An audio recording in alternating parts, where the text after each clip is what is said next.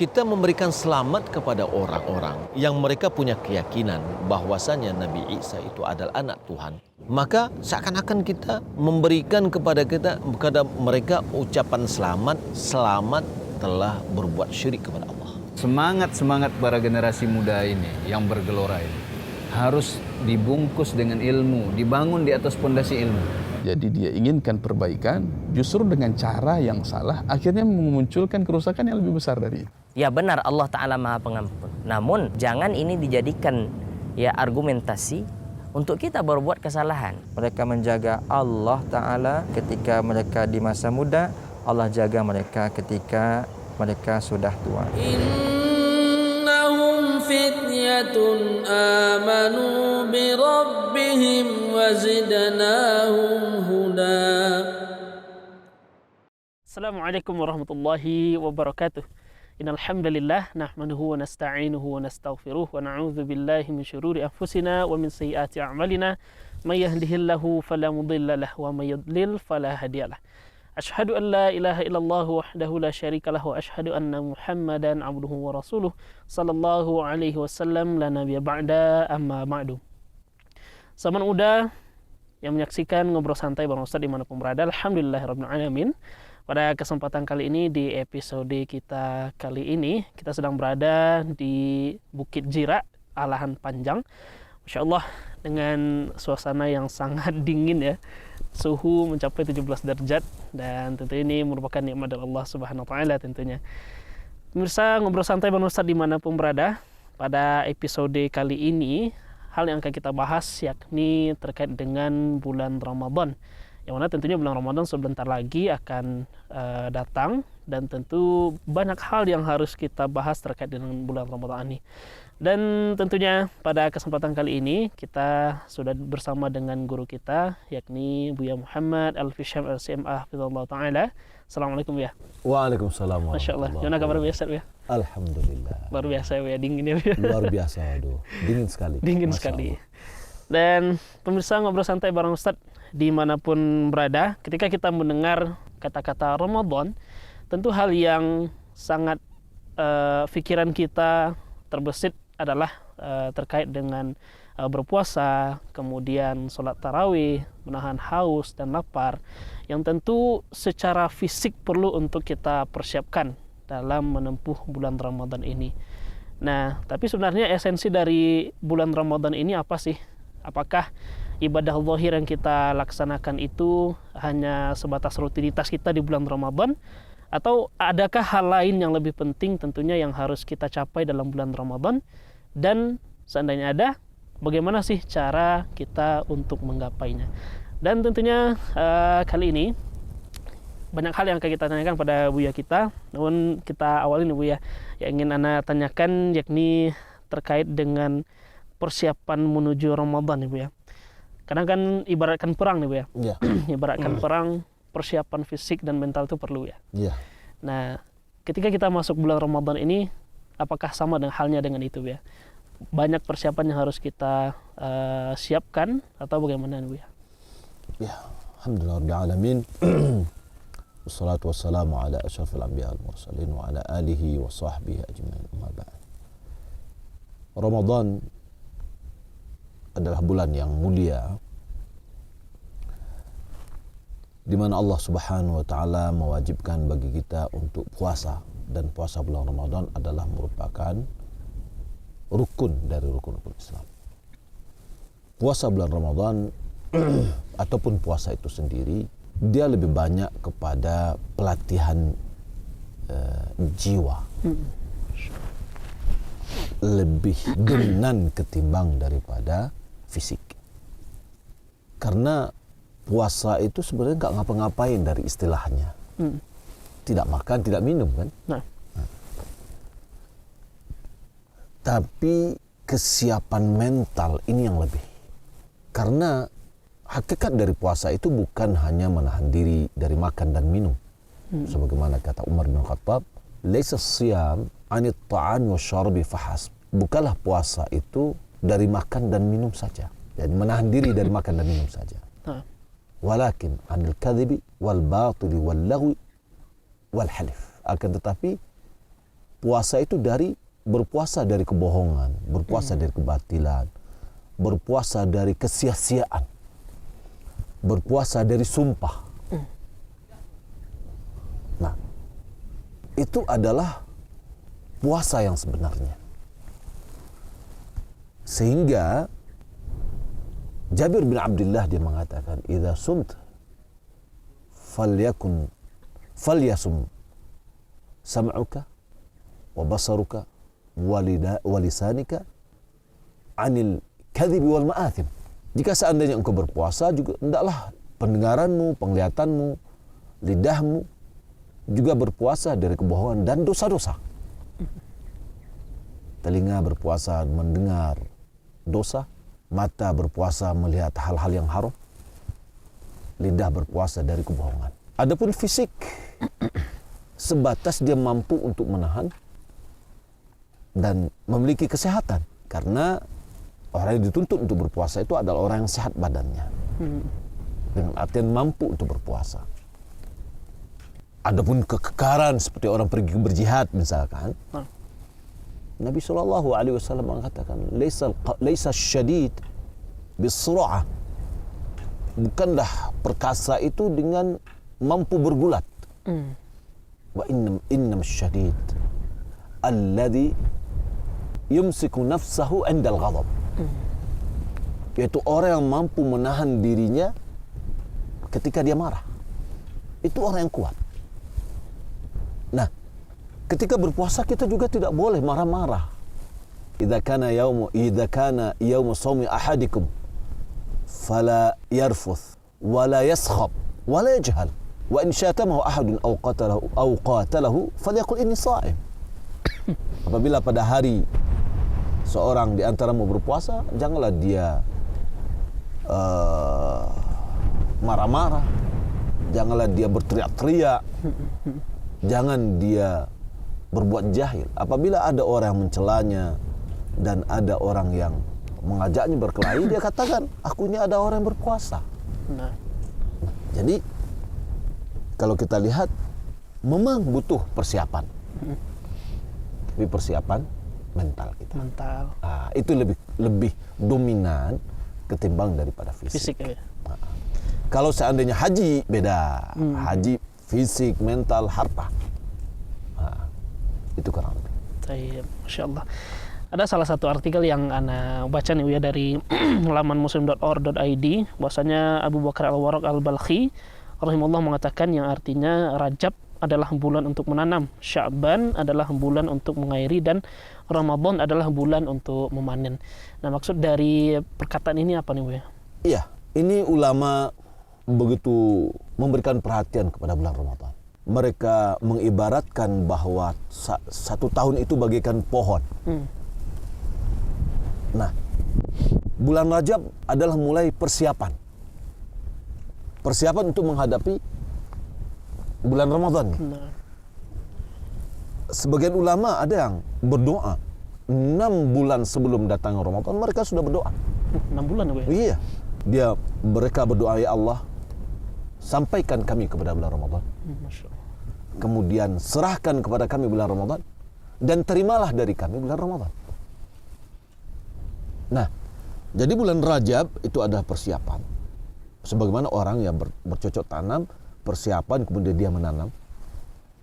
Kemudian pada bulan Sya'ban meningkatkan persiapan itu dengan kesungguhan.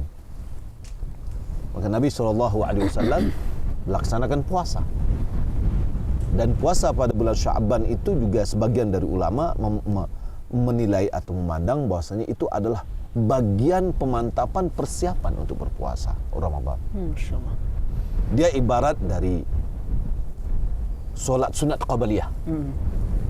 Salat sunat qabliyah kita itu adalah untuk bagaimana kita mempersiapkan kita untuk mengerjakan solat wajib. Sehingga kita lebih konsentrasi di dalam solat wajib. Nah, pada bulan Sya'ban inilah perlu adanya peningkatan kualitas persiapan diri. Nah, pada bulan Ramadan dikatakan tadi adalah memanen, bukan memanen hasil, tapi disitulah kesempatan bagi dia untuk maksimal melaksanakan ibadah. Ya. Man shoma ramadhana imanan wa ihtisaban ghufira lahu ma taqaddama min dhanbi. Man qama lailatul qadr imanan wa ihtisaban ghufira lahu ma taqaddama min dhanbi.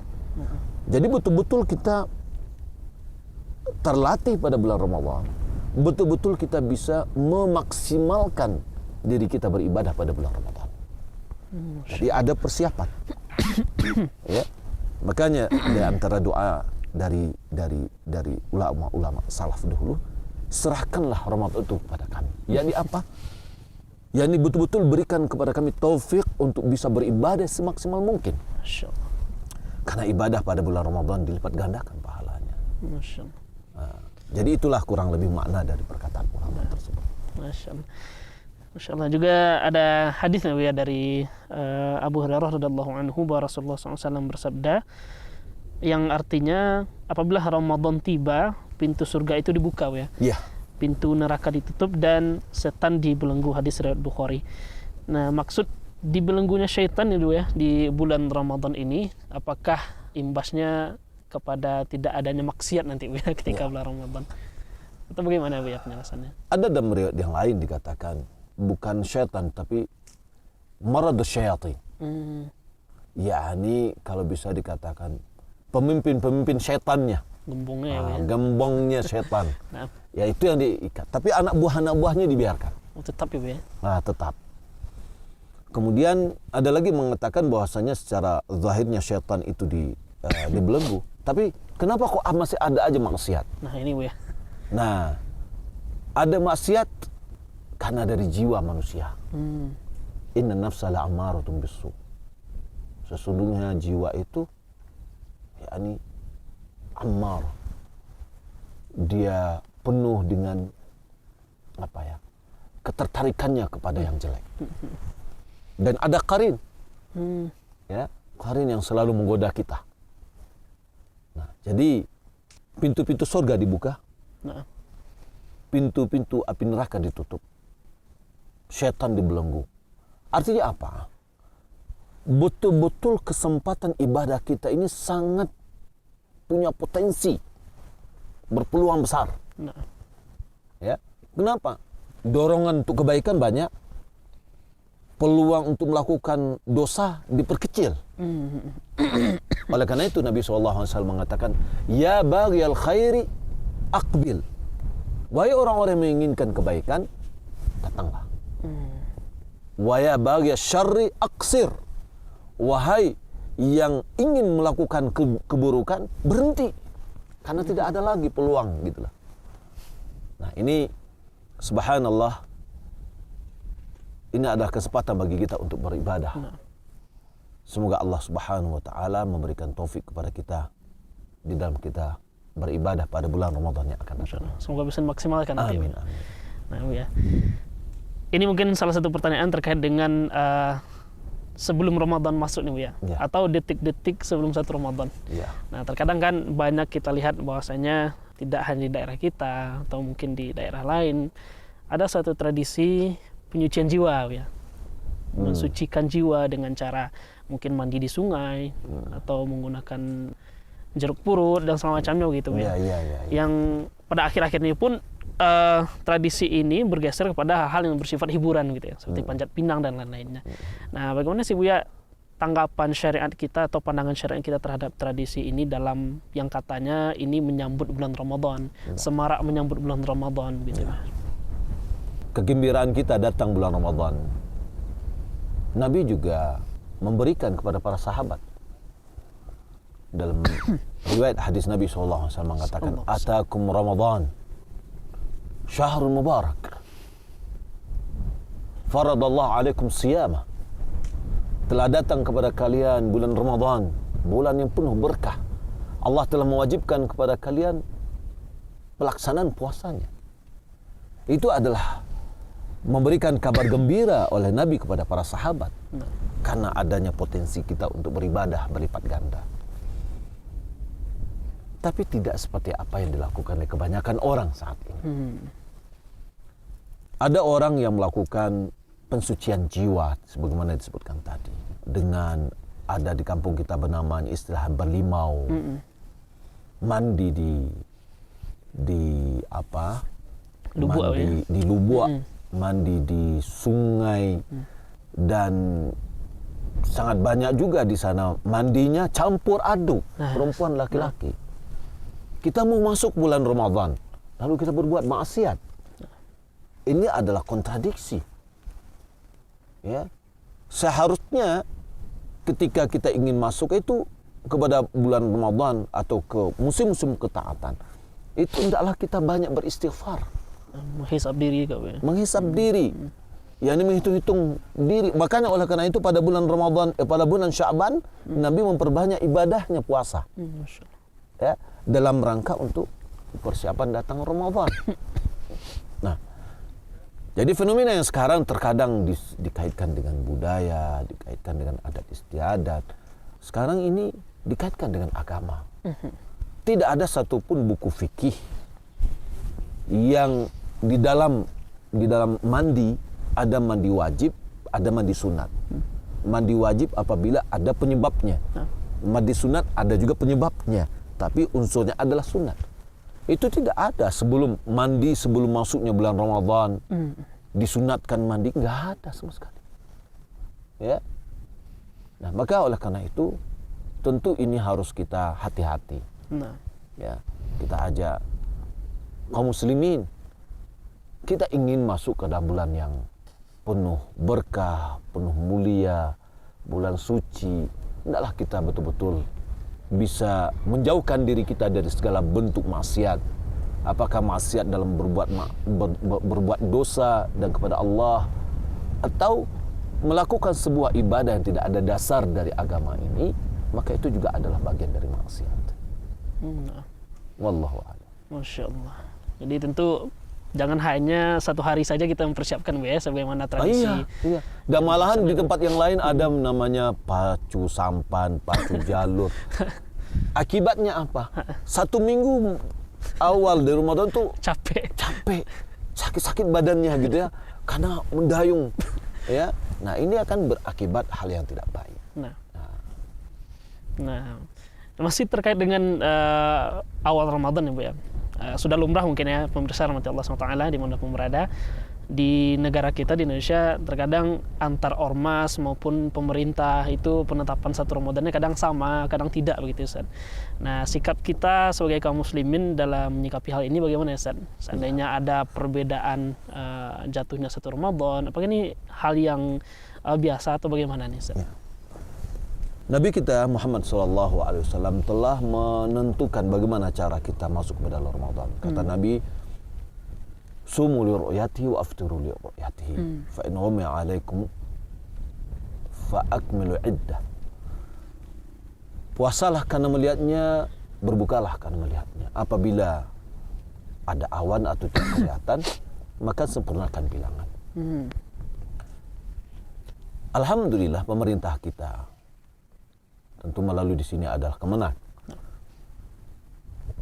di dalam masuk pada bulan Ramadan mereka mengikuti sunnah Rasulullah SAW, yaitu ru'yatul hilal, melihat hilal. Dan alhamdulillah, ya. Dan kemudian dalam hadis yang lain kata Nabi SAW, as-sawmu yawma yasumun, wal fitru yawma yuftirun, wal adha yawma yadhahun. Berpuasa itu ketika mereka berpuasa. Berbuka itu ketika, atau lebaran itu ketika mereka lebaran. Idul Adha ketika mereka Idul Adha.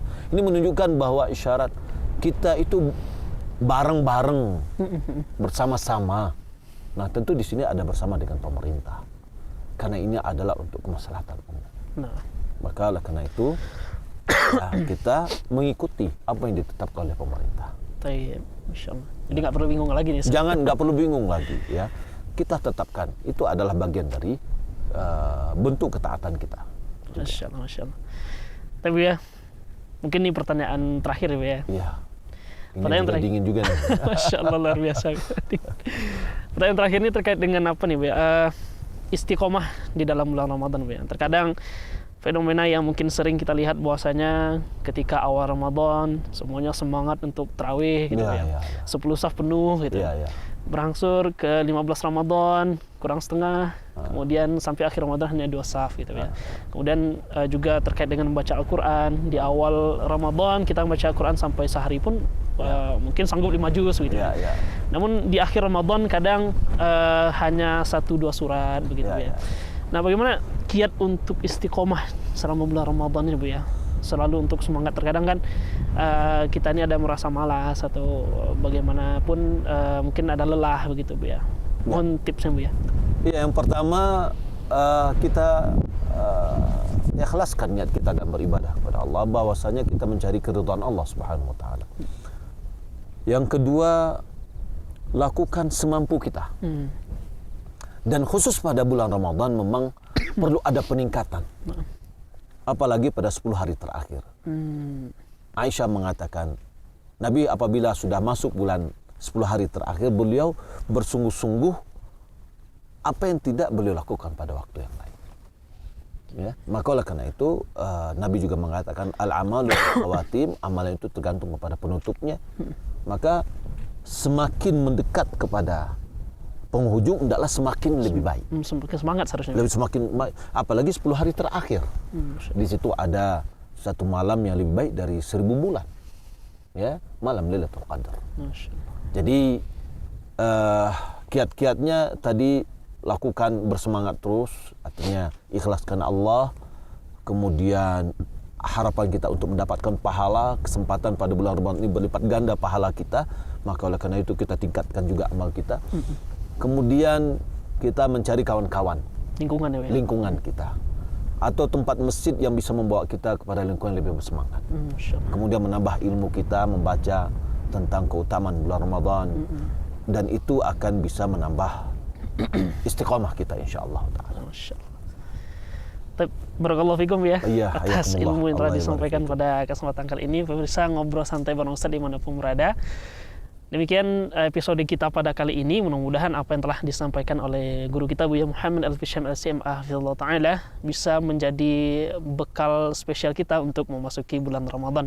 Dan tentunya kita berdoa kepada Allah SWT, semoga Allah SWT mempertemukan kita dengan bulan Ramadan, menjadikan kita selalu istiqomah selama bulan Ramadan dan mencapai derajat taqwa di akhir Ramadan nanti. Amin, amin ya rabbal alamin. Dan tentunya marilah kita akhiri sesi kita atau program kita pada kesempatan kali ini dengan mengucapkan doa kafaratul majelis. Subhanakallahumma bihamdika asyhadu an la ilaha illa anta astaghfiruka wa atubu ilaik. Wassalamualaikum warahmatullahi wabarakatuh. Syukran.